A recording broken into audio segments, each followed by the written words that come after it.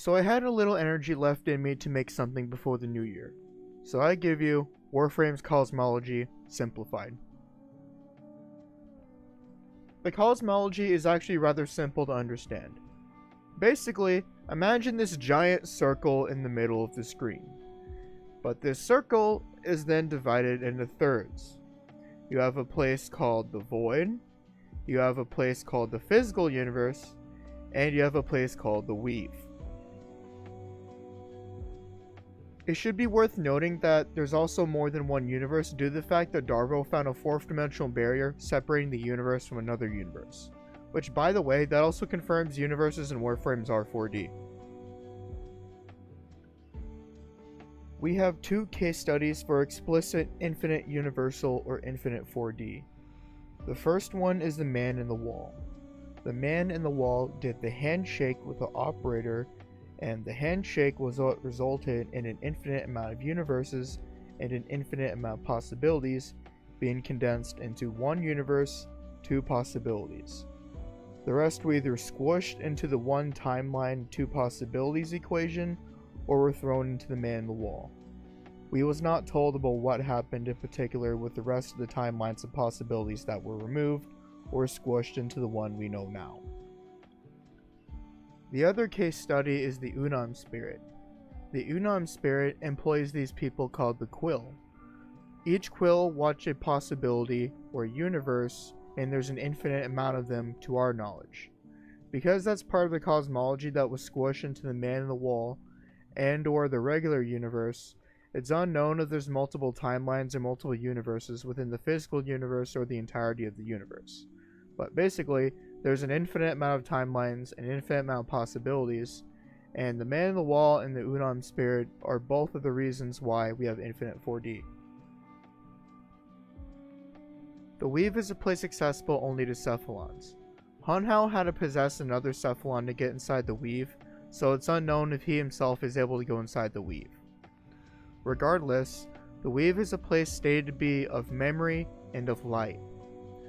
The reason you hear fifth dimensional is because Cephalon Psi is able to comprehend 5 dimensions as a normal Cephalon. Unless you're going to tell me Cephalon Psi is magically special, this means Cephalons can see across 5 dimensions. Now, you can either call the Weave another 4th dimensional place, or you can call it the 5th dimensional place because Cephalons can go to the Weave.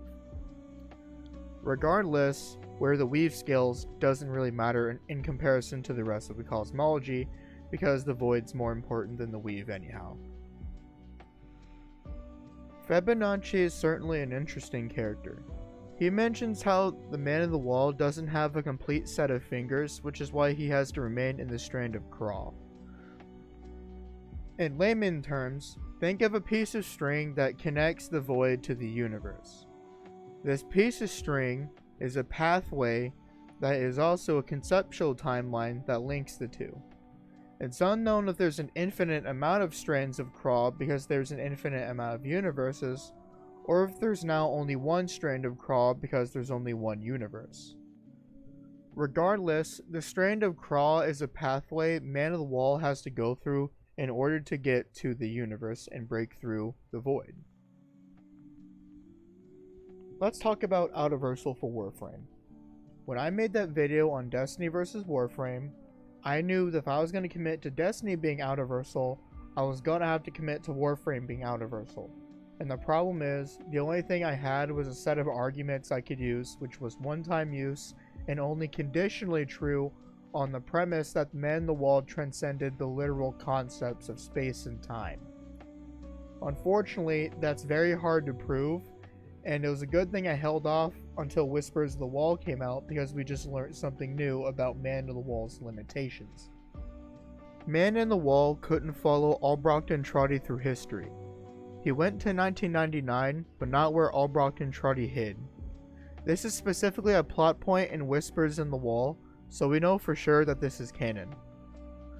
The main reason why this is an issue is because space and time is able to limit Man in the Wall when he's supposedly a 1A being, so this means he's below Outerversal.